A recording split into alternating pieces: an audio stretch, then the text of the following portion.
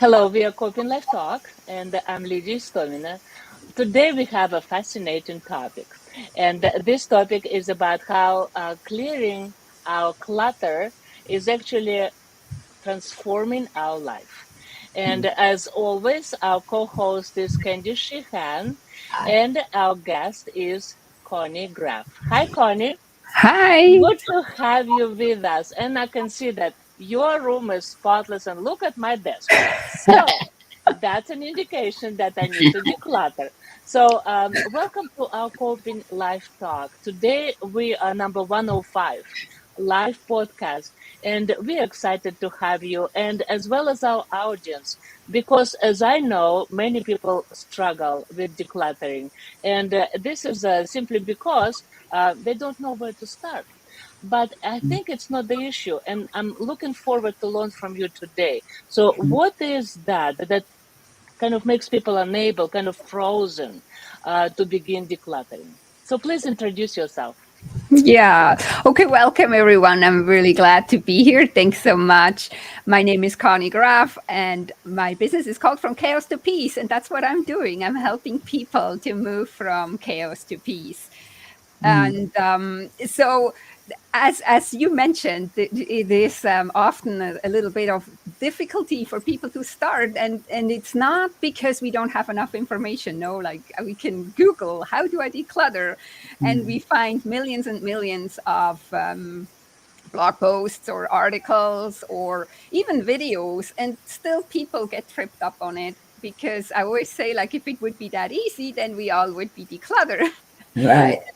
It's usually because we're very attached to our things for various reasons. We might touch on some of these reasons why we're so attached. The other thing is because we're stressed. We feel like, oh, I have no time for this, not understanding that it actually has quite the effect on us. And if we would actually declutter and organize a bit, that we would feel less stressed, we would have more time, and it would be life would be a little bit easier. So So, that's what kind I of the hear short answer. Yeah, what I hear is somehow the quality of our life is connected to our clutter or no clutter. I would So, say the quality of our life is connected to our environment.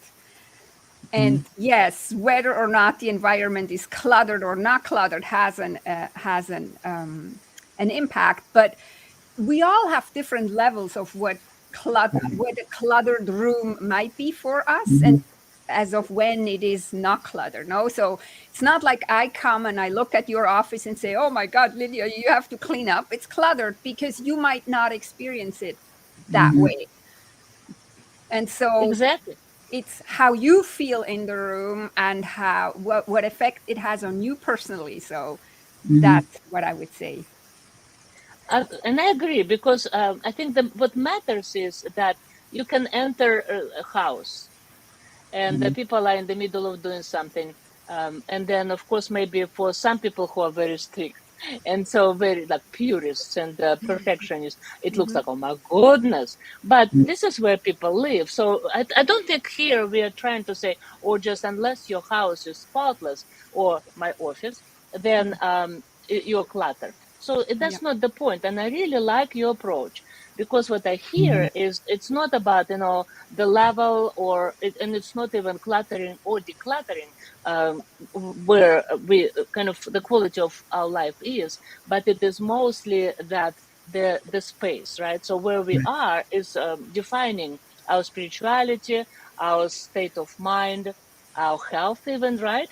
But Yeah. so why is that what I mostly like the word transformation?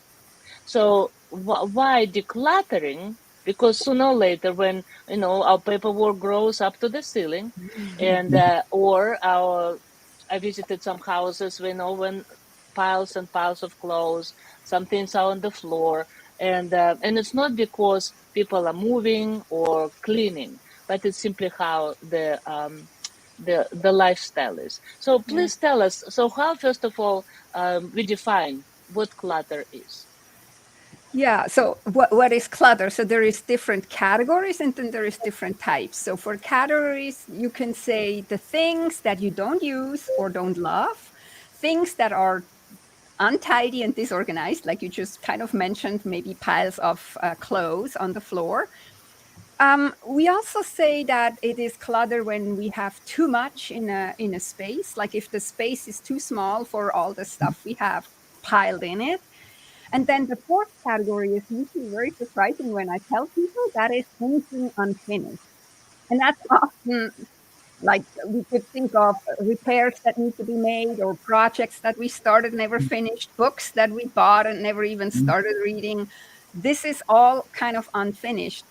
And then when we look at these four categories, then we have different types. So then we can have physical clutter, we can have now digital clutter in our world now, we have computer clutter, email clutter, we can have mental clutter, and actually say often everything starts in our head with mental clutter. And that's also where we often maybe need to start decluttering with the mental space. But we also have, for example, social clutter. So when we're trying to put too much into our schedule, we're trying to please too many other people, and we never get to what we want to do. There is also emotional clutter when we're not paying attention to how we're feeling, when we're just stuffing down emotions. We can go into spiritual clutter. We can go into energetic clutter. So there's a lot more to it. So I always say like there's much more to clutter than you think, because most people just think about all the stuff they have in their house. And the reason why it is a problem is because whatever we have in our life, whether it is a physical item, whether it's thoughts, whether it's feelings, whether it's digital stuff, has an effect on us. It does. And for a while, people were always saying like, yeah, this is woo-woo, Connie. But now there's all these scientific studies that actually can prove that all this stuff in our environment has an effect on us, has an effect on our brain, has an effect on our neurosystem, on our whole body, and how we're feeling and how we're then, as a result, acting. And this is why it's important. And this is why you can transform your life by actually starting to do something about it. That is I very interesting. Oh, it is. That is so fascinating, and that's so thorough, and you've just laid that out so very very perfectly. I'm really curious. Do How do people come to get help then? Do they have to realize they have a problem first, or how does this work? I've seen people that I think they're just their life is so disorganized, and part of it is it's just various kinds of clutter. And do they come to you and say, "I know I've got a problem"? Do they have to find the problem themselves, or is it possible that someone else can direct them to get help? How does that all work? Yeah. So ideally, they notice themselves that they have a problem. They feel it. They may get to a point where they can't deny it anymore, or where they get so fed up with it that they want to have help. They may have several times tried to do it themselves. Like I said, there's millions and millions of articles, blog posts, videos. If that would actually really help, then, and it does actually help to some people, and they can do it on their own. Others can't do it on their own, and there's nothing wrong with them. It's just, it's almost like they're too deep into it and they can't see the way out. So they just need somebody kind of like with a light showing them through the dark tunnel into the light. So um now that is the ideal. When you're talking about wanting to maybe send somebody to me, that is very tricky, because um how do you tell this person like, oh yeah, you having a pig stall, you should go see Connie? This, I don't think you would receive that very well if somebody would say something of that nature to you. So if you wanted to send somebody, I always suggest that you rather talk about how it had an effect on you, so that maybe even if you don't feel you have a cluttered home, and I always say like we all have some clutter, and you might think I don't have any, but I for sure have some too. And if it's just mental clutter, we all definitely have mental clutter, but I also have physical clutter. We all do. But if you wanted to inspire somebody or motivate somebody to do something about their clutter, I would talk about how it had an effect on you, and how you did, for example, some decluttering, and how you felt so much better afterwards, or something along that line. without any indication that they should do it too. Right. Like, You know, and this is very, very narrow right, path to walk so that they right. don't take it wrong. And I feel that way whenever I declutter. My house feels lighter. I feel like my house is sighing and saying, "Ah, I'm feeling better." I really do. And so Mhm, I'm very curious about that, how that mhm, all works. My kids have always made fun of me because I put things back where they go. mhm, If I use the scissors, there's a place that I have to put them back. mhm. And they just always question me, "Why do you do that?" Well, it's because I have to find them the next time I want them, and if I don't put them back there, I'll never find them again. Yeah, And yeah. so I've tried to work with them just a little bit on things like that. But Mhm. I hear exactly what you're saying. That's actually very smart. That's one of the things that when people come to me that we're trying to get into the habit of, Mhm. that everything does have a home, because what Yes, often happens when people have so much stuff that when they acquire this stuff, they never even thought of where they would store it. So it just ends up right. somewhere in a hallway, or it ends up somewhere in the middle of the living room floor.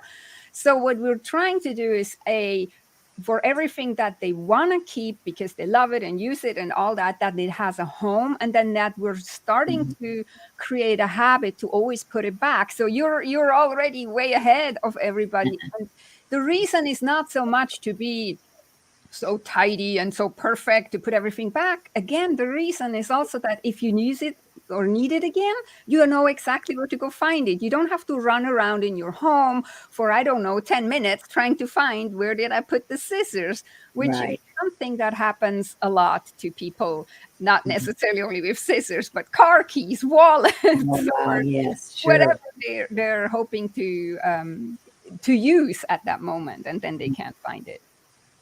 And that is very interesting to me because, first of all, I visit Candy several times, and of Mhm. course, I noticed immediately that anything you ask, Candy knows where to find it. And so, and that's what I think is one of the important sides of our podcast today, is Mhm. to show people and share with them that first of all, it saves you time, and it Right. does not have anything to do. Of course, people have memory losses, people have some maybe thought processing difficulties. It's not about that. Of course, some people do. But Mhm. what you are talking about, not certain conditions, physical conditions or mental conditions, but we regular people who are completely healthy sometimes lose so much time, so Right. much effort, and get frustrated, depressed. We get angry at ourselves, but just later to go to the same routine. So that's what Mhm. on your website. I like this saying on the very top, like your motto: don't let clutter and disorganization in your environment and finances keep holding you back from making the money and impact you want. And and I will put on the bottom your website that people could see that. But the thing is that what I think our audience needs to understand from the beginning of our podcast, that you are not offering services like, there are services for home organization, Mhm. and that's absolutely different, because there are people who come to the house and kind of learn about your habits, and then they advise you how to sort out your items, books, how to out your clothes. It's not about that, because it's much deeper.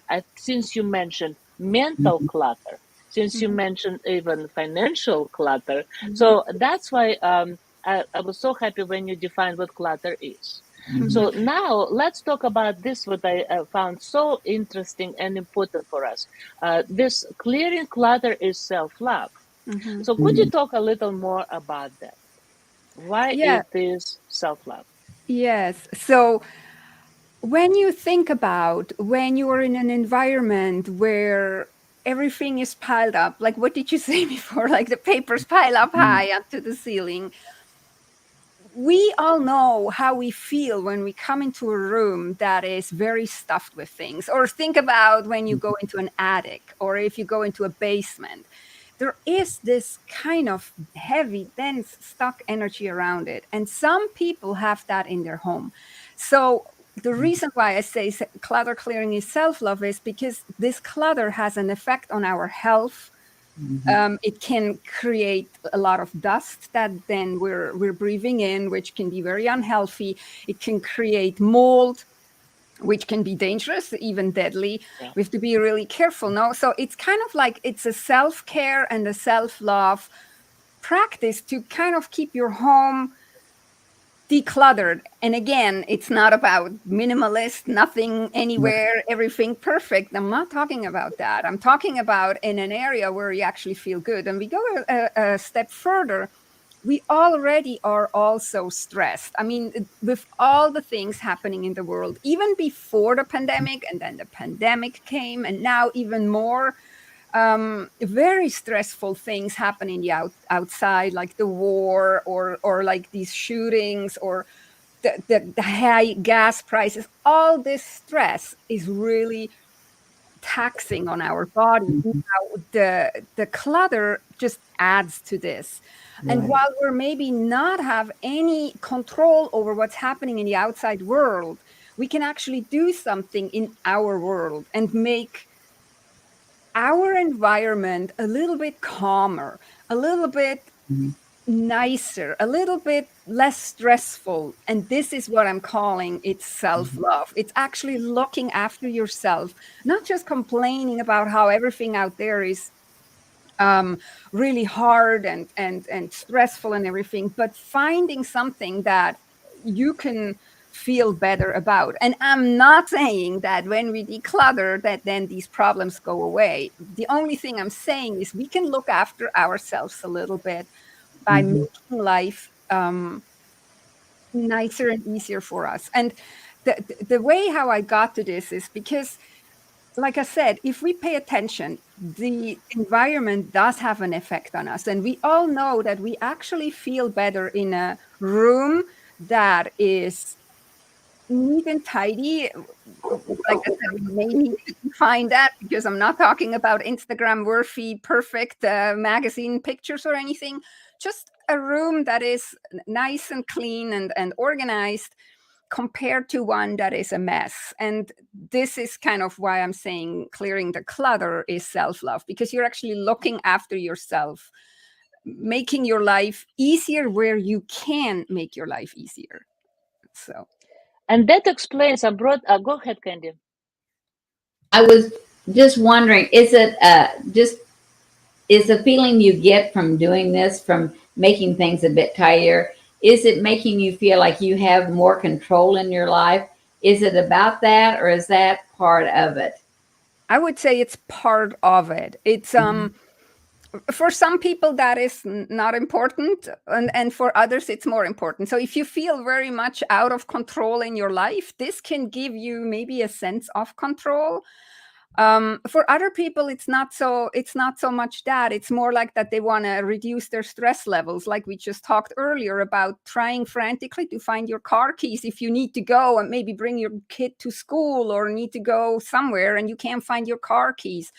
Or there is studies that say, I think, I hope I have the number right, but I think they say that a normal employee like that works in an office is searching for papers for at least 4 hours a week, which is 4 hours he's not working, he or she is not working, but searching frantically. And this is just the time where they're searching. You know too that when you're a little bit stressed, you're not as focused, you're not doing as good of a job no matter what you're doing. So the whole the whole task that you want to accomplish is fueled with stress rather than just focus. And so it depends on the person what they're striving for, whether they strive for focus, whether they're striving for control, whether they're just striving for overall feeling better. Maybe they want to be proud of themselves that they accomplished something, so they can maybe do that.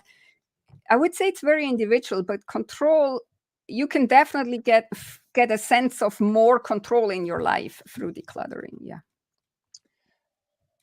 Thank you. The great question, Candy, and I like the answer. Before that, you talked about even the situation that causes people to stress out, which is a lot. But one of them, of course, is gas prices go up. People are naturally just more inflammable.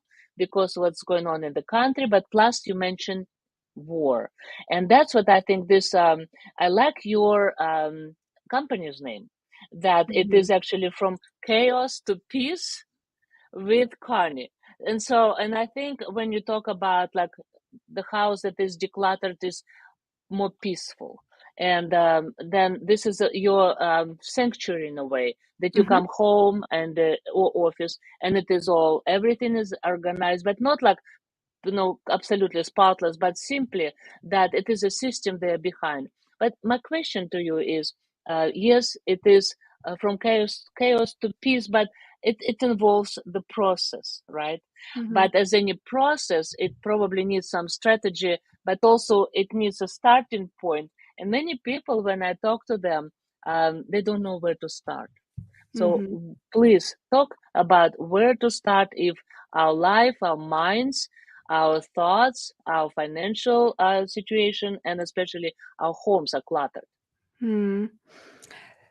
So it's of course kind of difficult to just give a generalized answer because usually it's very individual. But what I would say is like the the bedroom, for example, if you're trying to get a good night's sleep, which also helps to that you feel better in your body, you have more patience, and you feel less stressed.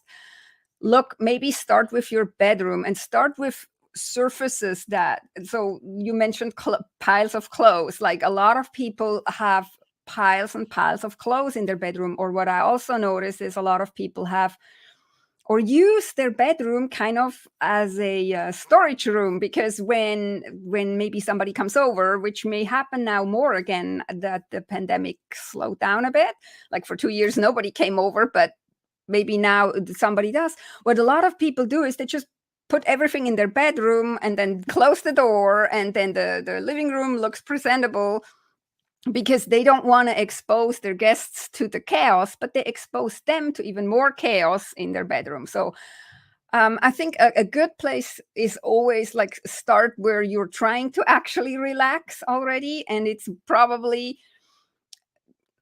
let's say like this, I have never met a person who says she really can relax in a chaotic room. Maybe I meet somebody one day. So start maybe there. Or if another thing is like if you're having a busy job and you're gone all day and the first thing you see when you come in is in your entrance is this chaos, and you come home already very tired and the first thing you see is chaos and your whole like everything just drops, then maybe you start there. So I would ask yourself what area in my home is actually most likely stressing me out the most. Now I get a lot of a lot of time I get the answer, well, the whole house, but this is surface answer. We can go a little bit deeper. We can think a little bit more. And like I said, we can think of the bedroom, or we can think of the entryway, or we can think of the kitchen. For example, if you're a mother who has several children and she needs to make sure they're fed, maybe the kitchen is the place where she needs to start, because that is the place where it stresses her out the most. So that's kind of what I would say where to start.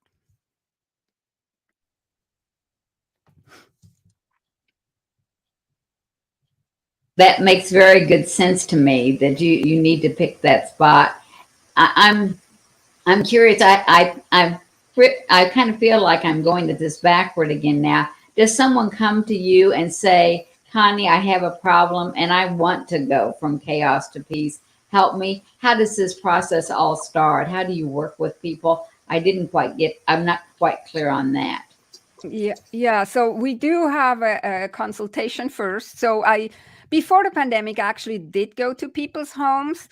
During the pandemic, that was not possible. So what we can with Zoom now, or with FaceTime, or with Skype, or all these digital and online tools, we can do a lot. So we can do a consultation and we can talk about it, and then I'm asking them questions, clarifying questions. Oftentimes, it's also very informative when it all started, because like I said, there's so much more to clutter. Like sometimes it started because they experienced some trauma, and then all of a sudden they couldn't take care of their environment anymore. That is very different than if somebody, for example, grew up with some parents who either were very organized and they rebel now against their parents, or their parents were not organized and so they rebel or don't rebel, but just like continue on the chaos because they never learned how to be more organized or how to live clutter free. So that's kind of what we're doing in the first consultation. We're trying to figure out, when did it start? What they feel is the problem, why they can't make any progress. Because like I said, it's not about that most people don't know how to do it. They more or less just don't know where to start, or they would start and take too much of a project on and burn themselves out before they even get to a good result. So that's what we're doing. And then when we start to work with each other, we're going and starting with, for example, the bedroom or the kitchen or whatever turned out to be the most important place to start. But then we start with something that is not the most mentally charged stuff. Like a lot of people, when they come to me, they come right away with the family photos that are a mess, or what shall I do with the china that I inherited from my great grandmother, or whatever. And this is not where we start, because we can't start with the hardest thing. We need to start with more common things, more regular things, so that we can get some wins and we can get some traction. And I always say, like, we can train our decluttering muscle. And then once we have a little bit of a momentum and they kind of got to feel the effect of decluttering already a little bit, we can slowly go more towards energetically or emotionally charged items. And this is why people often need the help, because they try to do too much at once, or they try to start with something that is so emotionally charged that they shut down right away and think, oh, I can't do it, and that is often not true. Yes, you can do it, but you wouldn't sign up for running a marathon and go and run it tomorrow. Like we would probably, most of us would clue off that we may have to prepare a little bit before we go and run a marathon. Yeah, that's very true. So Scott had a question. I saw his hand at one point. Hi, Connie. Yes. Hi, Scott. Good to meet you. Sorry to join late. So I had 3 young kids, and now they're grown kids, and I remember wrestling with them many a night on the subject of cleaning their rooms. Their rooms were just circuses of chaos. And of course, it was very frustrating, as many parents know. And so somebody shared with me the wisdom of eating the elephant a bite at a time. Mm-hmm. And so I started with, okay, now, Dan or Jeremy or Chelsea, how about you just pick up the socks in your room? Just pick up your socks. Mm-hmm. Yeah. As opposed to, but Dad, it's just so much work when they see the games, the books, Yes. the toys, exactly. the clothing, right? Yeah. And so I think that's a little bit of what I'm hearing you say. Yeah, that's right. Because if we just say to the kid, go and clean up your room, like you just said, it's way overwhelming. They may need also more guidance. And also they learn, as you know, they learn by watching you. So what you could do is you start, maybe depending on the age, but you can start with fairly small. You can start and say, oh, like, we take real quick 5 or 10 minutes cleanup session before you go to bed. You can create a competition around it, or then you get a bedside story or something. But yes, start with something small, not demanding that the whole room has to be spotless, but get the socks off the floor, or just get all the clothes in the hamper and get them to. So one of my sayings is also, a few minutes a day keeps the chaos away. With children, we can also teach them to put their things, instead of just dropping them on the floor, putting them in a hamper. Now we may have to make it easy for them with the hamper. So maybe in the beginning they all need a hamper in their room, like finding ways to make it easy for them. And also we have to be an example. You of course can't have a mess in your own bedroom and then ask your child to clean up their room. So that's where I usually always suggest, leave the cluttered room of your children to the side for now and just start with your own stuff, because usually it's like it's contagious, I say. And since COVID, it's not such a good word anymore, but it's like literally when we start doing stuff, also with spouses, sometimes when we start doing and dealing with our stuff and being an example of what it could be, all of a sudden it kind of jumps over the idea or the inspiration, and they start doing stuff too. Or children say, oh, I want to be like mommy and I'm gonna clean up my room now. So you would be surprised. So but definitely that was a very good strategy to start with the socks. It wasn't original, but I'm not sure that it really solved the problem, because sometimes kids' attention span is like about that. But it seems to me that principle is transferable to almost any age, right? And most contexts. Yeah. Mm-hmm. Yes. Yes. Before we go back to emotional clutter, I want Candy ask her question. Well, just one thing I was thinking about, it seems like you, from what I'm hearing, I just want to be sure I get this right. It seems like you don't have to go into all the deep psychological problems for why you have this mess, this clutter all around you, but you can just take a step and start working and pick out one thing to do and get that done. I wondered if you ever got caught up or ever got distracted by the emotional problems that someone has in dealing with things. But it sounds like there are things you can do without going into all of the psychological reasoning behind it. Is that right? Or how does that part work? Well, you definitely can. And I don't like the word should, but I use it here now. And you should start with the stuff that is not emotionally charged. So we all have, maybe we can clean up the bathroom. That's usually not so emotionally charged. Or we can clean up in the kitchen. Some stuff is not so emotionally charged. What most people try to do is, like I said, they go to family photos, family heirlooms, and this is not where we're starting. And so we don't have to get into the emotional stuff in the beginning. We can start with taking care first of everything that is not so emotionally charged. But of course, eventually we will end up with items or with areas that are very emotionally charged. This is where it comes in that I had training on how to help people with that. A lot of time there is grief and trauma attached to clutter, especially if people have big problems with it. And I'm not talking about the hoarders, because those are even a different category, and it's only about 2 to 3% of people who are actually real hoarders. Everybody else is in the normal range, just on different stages. But it has a lot to do with grief. And then grief is also something that a lot of people misunderstand. Grief is not just when you lose a loved one. Grief is when maybe you have to move, or you want to move. Maybe you even want to move, but there's still grief involved.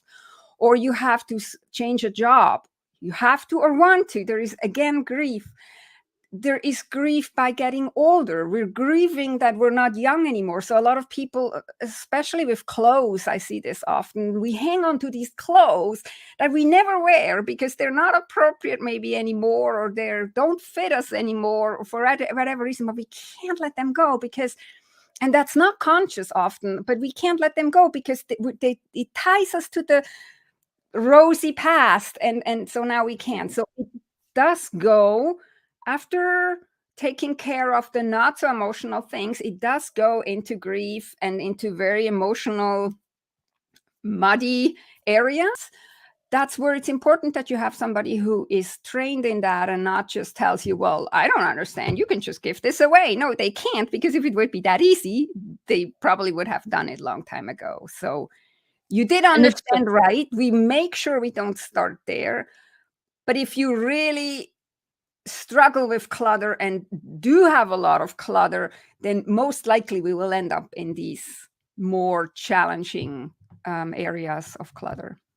And it's interesting because now I connect Scott's question with what you talk about emotional clutter. Because many kids, when they grow up, it's like we all know about the blanket, comfort blanket, right? And so some of the things, like even T-shirt or something, gives them certain comfort for some reasons. And so you're right, not just to say, well, why don't you just get rid of that? But so Scott is right, maybe even starting with small, then developing that sense of peace, but and serenity, but without taking something from children or adults, especially elderly people struggle with that too. So it's like we are going from childhood back into childhood, and some things give us certain comfort, but then this is why so many elderly people end in this true chaos in their houses when it is time to downsize. And it causes even more emotional hurt for them. But so I put on a screen your definition of emotional clutter. So, and I think it's so, thank you for bringing up all these elements of emotion clutter. So anything else that you will advise, especially, when children go to college, the change, right? So then a couple is moving, or empty nesters, and especially closer to the later stage in life when people have to downsize or going into assisted living. So how to overcome all this emotional grief, departing from things we love. And of course, I'm not talking about what to choose. It's so individual. But Yes. any maybe stages that you will advise us to take. Like, for example, first start with this. Maybe documenting, or maybe taking pictures of things we like and donating them. So how would you advise people to begin from this point? So oftentimes pictures help. But if somebody is very emotional attached to an item, then the picture may not give that person what they actually need from the from the item. So first of all, I want to say, especially like that snuggly blanket that we had as children, who says you have to give this away? Like, who says you have to declutter that? So I wouldn't things that are so tied to our emotions, I wouldn't give those away if it's not absolutely necessary. So you had many questions, so it's definitely different whether somebody goes to college or whether somebody has to downsize and go into maybe assisted living, because when you're younger, you might be less attached to these things. You have also something exciting to go towards too, while when you're downsizing and have to go to assisted living, for example, that is very, like, just if we all imagine, this is very scary, because this is going to be the last chapter of my life, kind of thing. And this is also why people then hang on to these things so bad, because anything that they would give away would be one step closer to that last chapter. So it's really, really hard to, from the outside, to just say, well, just start with this or start with this. I helped once a 90-year-old woman who wanted, actually, well, she was 90, so she kind of mentally knew she needed to move out of her big house. But of course, she lived there for 50 or 60 years. It's like, that's where you don't find short answers. That's where you sit with these people and you go through the things and you talk about the things, and oftentimes talking about it and asking questions. So what does it remind you of? What does it really represent in your life? Could you find one or two items that represent what all these items represent, and then maybe just pick these two and let the others go? And I always say, when I help people, I never tell them what to let go of, because it's not my place. How would I know? It's their story. It's their connections to the things, but we can help them make decisions. We can ask. You can do that with your loved ones. If you get to the point where you maybe have to help an elderly parent or relative and they have to downsize, instead of just telling them, oh, I come and help and I do and do and do, more like sit with them and ask and let them talk it out. Often that's another thing. This is where emotional clutter comes up too. Oftentimes these people, nobody wants to hear what they experienced or why they're attached to it. But if you listen to them and let them say it, and then all of a sudden, I noticed a few times they say, oh, you know what, Connie, I can let this and this go, but this I want to keep, and I will put this on the mantle or wherever they go afterwards, or on a nice sideboard or something, and then I see it, and this will represent the happy time I had, and the other things can go. But 2 hours earlier, they may have said, I can't let go of anything. But then by actually really going through it and facing it, but in a very compassionate and kind way, they may get to the place where they are ready to let it go. And we can't rush it. It's not even for ourselves. And this is where then the mental clutter comes in. No, where I say often mental clutter is when we say, oh, I'm so stupid, and why can't I just let it go? And this is just adding more clutter and is very unkind. And the mental clutter then adds to the emotional clutter. And then we're in a complete stressful state and overwhelmed and everything. And this doesn't bring us further. So like I said, there is not one easy answer, but one of the answers is for sure to just figure out what it represents, whether you do it for yourself or with somebody, talk about it, and then figure out whether you can group several items and pick the nicest or the ones you love the most and let the others go, because they all represent the same thing. And now you have one item that represents that. For example, I say this often when a loved one dies.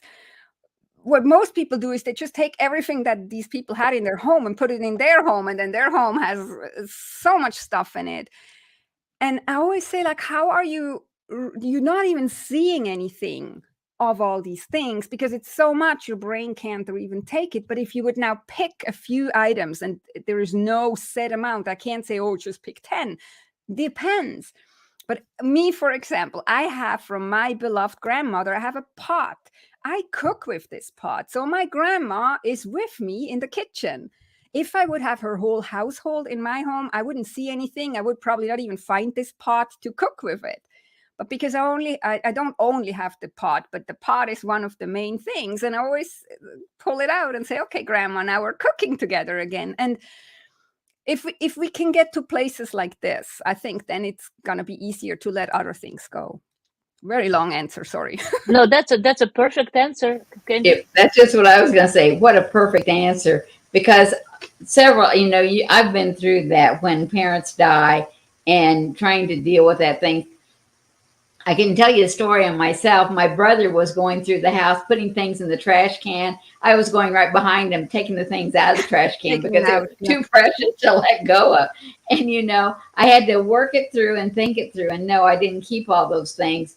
But that quick, let's just get this taken care of. No, I couldn't do that. And I think you're so right to say, give someone time to think it through, to see it through, and then they know what they can do. And I'm in a very big house right now. I will never have a larger home. This is a large home. The next step will be I will need to downsize. And so, this just gives me a way to think about what really matters to you. Decluttering for myself right now is helpful because I can get those things that mean the most to me and really see them. I just love that answer. That was such a perfect answer. Thank you, Connie, for sharing that. Connie, earlier you said that that decluttering is an act of self-love.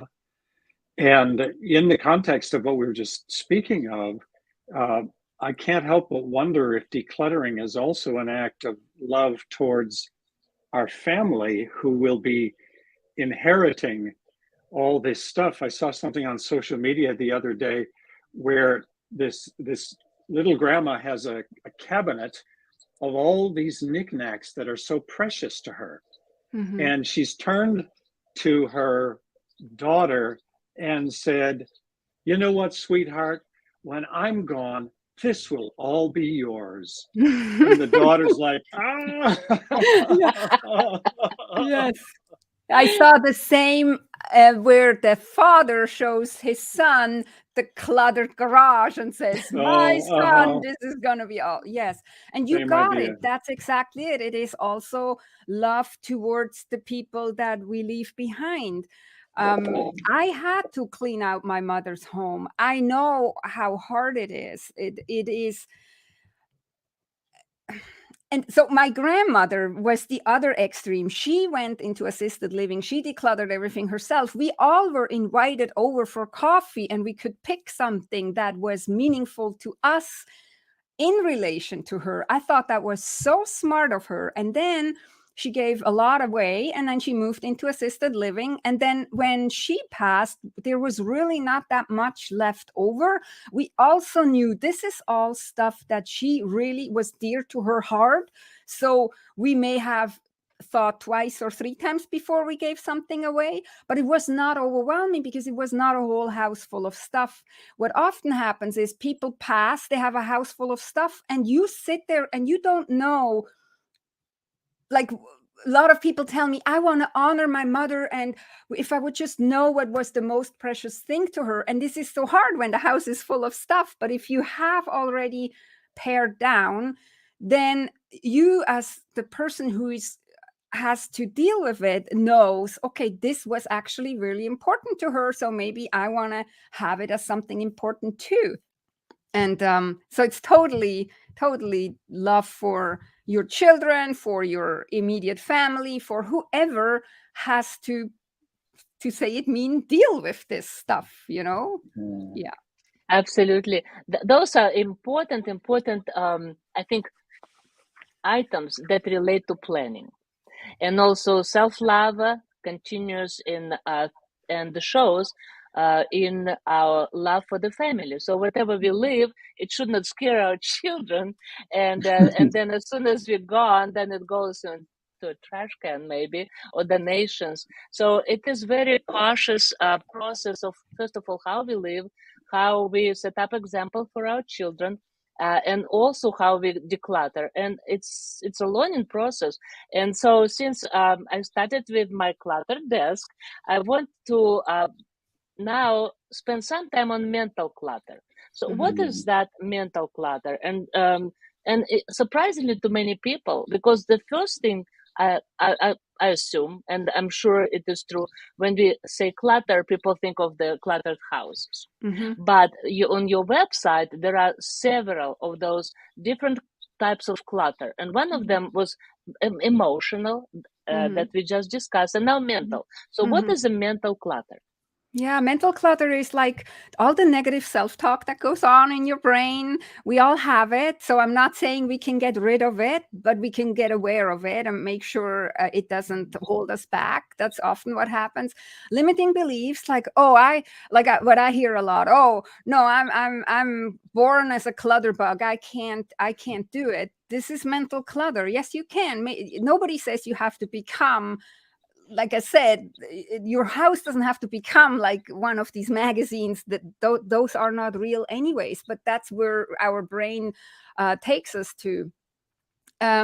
It's also oftentimes overstimulation. We have this problem a lot these days, like so much comes in, like with news, with newspapers, with the internet, emails, all this just comes in, which creates an overload, which is then also mental clutter, which we can reduce by being more intentional what we actually let in. And multitasking goes then into this, where we think like, oh, I can do 3 things at once, and I will manage to do this. And it's scientifically proven that we can't multitask, other than we can do something physical while we're also doing something mental. For example, listening to music and cleaning. That is multitasking in a way. We can do that, but we can't think or deal with several mental things at the same time. So by being aware of it, and being more intentional, especially with limiting beliefs. So if we are just constantly telling ourselves, oh, I can't be, or I can't be this, I can't be that, this is limiting us. No, who says you can't? There, old dogs still learn new tricks. We mean, it's like neuroscience tells us that our brain is able to learn. And so we can let this go. And the mental clutter is also like, oh, I can't let this go. Was my grandmother's thing. But she doesn't even know, she or he doesn't even know whether grandmother really was valuing it, or whether grandmother was just too overwhelmed and also didn't get declutter it, you know? So it's all these things that go on in our brain. And when I said way at the beginning, I said we all have clutter. I have clutter. And if it's just mental clutter, and so I'm one who struggles sometimes quite a bit with mental clutter. Maybe not Interesting. so much with physical clutter, but with mental It's clutter. perfect, because I put on the screen all Yeah. this kind Awesome. of in a subgroup of mental clutter, Mm-hmm. some ideas that our audience can have it on the screen and write it down. But what I liked, something I found that I would never put on the mental clutter, which is outdated ideas that constantly roll in our head, although we need to find a way to maybe discharge them, but also unmade decisions. Mm-hmm. And so that takes us to our habit sometimes to uh, procrastinate, not only in cleaning, for example, our life and decluttering, but also procrastinating in decision making. Mm-hmm. Sometimes you just have to make a decision, and Mm-hmm. that relates also to beginning decluttering, right? Yeah, So yeah, we can have great ideas to declutter. We know why now. It's brings you peace. It's also decluttering, like we said in the beginning, the whole title is, it's actually the way to transform our lives, right? But yeah. then we made the decision, but or we did not make a decision yet. So we have this kind of intention. We get Yeah. inspired, but because we did not make decision how to do it, when to do it, so then it kind of starts hanging, right? And so, for example, mental clutter also, does it relate to, for example, inability to file documents? Kind of create a, like, I always postpone filing documents because I feel like I need them right now. And it's true. Sometimes I do, but not every day, not every minute, right? So to depart from them, to put them in a file, for me is like burying them in a file cabinet. So, and it's also a mental clutter. Am I right? Yeah, yeah. So I would say, and I don't know whether that's scientifically proven or not, but from my experience when I'm helping people, it starts with the mental clutter. And I say clutter is unmade decisions. Any clutter is basically unmade decisions, because if you made something is, when you look at the definition, what is clutter? Something that you don't use or you don't love. So we have so many things that we don't use and don't love, and they're still in our life. Why? Because we didn't make a decision to let them go, or we didn't make the decision to actually use them and love them. No, so it's all unmade decisions. Now, with what you're saying is, yes, it leads to procrastination, because sometimes making decisions is very uncomfortable. Because we would have to maybe take a second or two, or maybe a minute or two, and actually really think about it. And this is where these habits come in that are unhealthy. Like, we're just, oh, I always did it that way, or oh, I was always a procrastinator, or I can't put this away because then I forget that I have it. But you only forget that you have it when you have so much stuff and when you're not using it. So this is also why I'm saying, like, clutter is so much more than what we think. It's not just what you trip over and stump your toe on and scream and say ow. It's so much more, and it starts with what we're telling ourselves. You might be telling yourself, oh, I can't file that, or oh, I don't want to file that, or I'm not good at filing, or filing is boring. But then the next step could be, well, how does filing this actually make my life easier? Because I find it again, because if I have it piled up somewhere in one of the piles, I will not know in which pile, and then I'm ending up for 4 hours trying to find the paper. No. And this is like, okay, what would be decluttering is self-love. What would be loving to myself? Loving would be that I find it again. Okay, I just take the 2 minutes or whatever long it takes to file it somewhere, and it makes my life in the future easier. And it's Scott, go ahead. I knew a guy at work who never filed anything, at least not in a conventional way. And one time I asked him, how do you find anything on that desk of yours? And he says, I have a geographic filing system, not alphabetical, but geographic. And he says, I know that report is in the northwest corner of my desk at a depth of 3.5 inches. And that was his system. But does that mean that his brain just works less logically than ours? I wouldn't judge him for that. I think it's genius. But what he might forget is that everything that is in our environment has an effect on us. So while he may know where it is, all these papers. Have you once been in a archive? Like a lot of paper, they give off this weird smell, this really dusty, heavy energy. So the more you have this in your office, it may not be as bad as an archive, but it has an effect on you. Kudos to him that he kind of has this more geographical ordering system. And that's fine. But then I would tell him, well, why does it need to be on your desk? Maybe we could have a shelf to the side where you can have your north, south, west, east, center, whatever, and store it there and have the immediate environment free and clear so that you actually can breathe and do what you want to do. But again, like, who am I to tell this person what they have to do? If he thinks it's working for him and he doesn't feel like he has clutter or he has a disorganization, who am I to tell him he does? That's where we go back to the question in the beginning: do people have to figure it out themselves if they have a problem or not? And I would say yes. And it takes people to the moment when you have to realize it does not work. And a good example, that mental clutter is like clutter in the house, or emotional clutter, that sooner or later people just face the wall and they probably realize that I have to do something right now. And if I don't, then I will suffer. Not, for example, managing your social calendar could be another issue, right? So, and I invite our audience to visit your website and your company that is called From Chaos to Peace with Conny.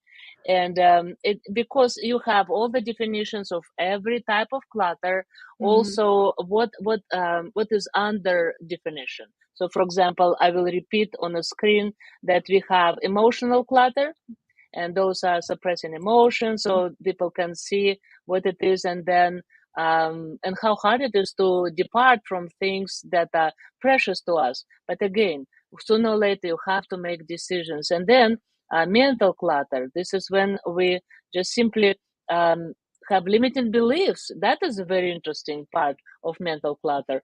And of course, negative self-talk. This is when you say, I just cannot do that. It's not me. I always lived like this. You mentioned parents. So some children say, well, I learned from my parents, right? So, and of course, I like your definition of clutter. Clutter is something you don't use or don't love. That is very, very, very helpful. So anything at the end that we, Candy and Scott, want to ask Connie? I just want to say you made me think about this in a much different way than I was thinking about it. You know, I was thinking about clutter as a messy house. It is so much more than that, and you've opened my eyes to that, and I say thank you for that. I'm going to go to your website and check it out because it's making me think about things differently. Thank you. Yeah, thank you. That is the intention, and that's what I'm trying to do. And again, I'm trying to, instead of coming like a school teacher and tell you have to declutter, I'm just trying to get across that we all know whether it's loving to ourselves, how we what environment we're having, whether that's the mental, emotional, or physical or digital environment or not, and just live a little bit more with intention. Thank Absolutely. you. Yeah. Thank you. And this is a wonderful, wonderful advice. So review, assess where you are, review your emotions if things do not look right in your life. And it's again, not only your cluttered house, because it could be a very clean house and no clutter, but then look at your emotions, look at your mental condition, and also at your social calendar. And that is another very important topic. So I almost feel like we need to invite Conny back to share about what does it take to unload and declutter our social calendar. But the main thing, transform your life through decluttering. And on this note, we will say thank you, Conny. That was a very, very inspiring, but also informative podcast today. And thank you, Candy and Scott, for your insightful questions and sharing your stories. I think this is a great, great time together. So, Connie, I'm looking forward for our long-term relationship. Thank you so much, and we will see you again one day. Bye. Bye. Thanks for having me. Bye-bye now.